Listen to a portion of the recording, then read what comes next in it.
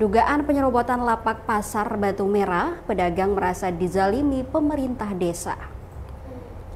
Seorang pedagang pasar Batu Merah, Kecamatan Sirimau, Kota Ambon, Yunita, merasa menjadi korban ketidakadilan setelah lapak warisan dari ibunya diduga kuat telah diperjualbelikan tanpa sepengetahuannya oleh oknum yang bernama Samli Saholet dan pemerintah desa setempat.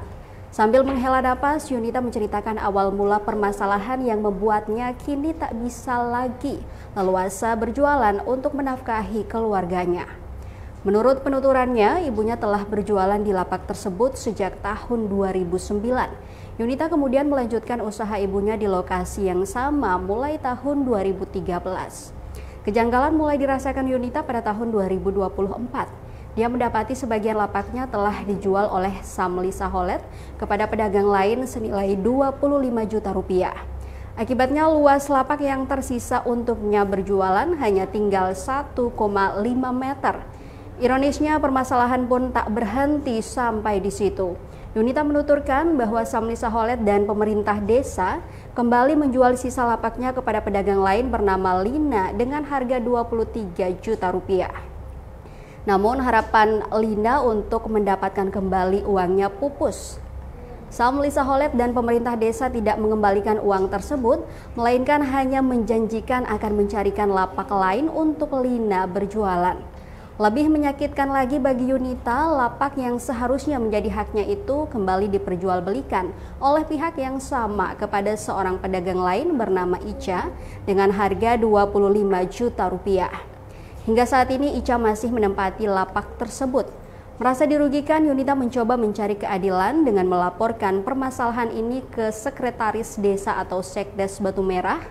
Namun respons yang diterimanya mengecewakan.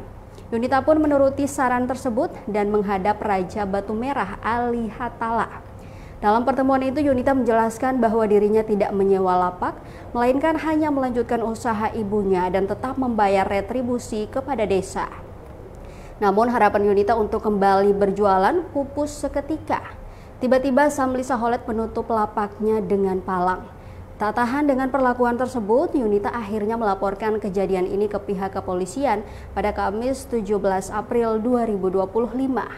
Sayangnya hingga berita ini diturunkan, laporannya belum membuahkan hasil yang signifikan. Upaya Yunita mencari keadilan tak berhenti di kantor polisi. Ia juga sempat menyampaikan keluh kesahnya saat bertemu dengan Wali Kota Ambon, Bodewin Watimena. Kini Yunita hanya bisa berharap akan adanya keadilan. Ia sangat ingin bisa kembali berjualan di lapak warisan ibunya untuk menghidupi keluarganya. Kasus dugaan penyerobotan dan penjualan lapak pedagang ini menjadi sorotan dan diharapkan pihak berwenang dapat segera turun tangan untuk menyelesaikan permasalahan ini secara adil dan transparan.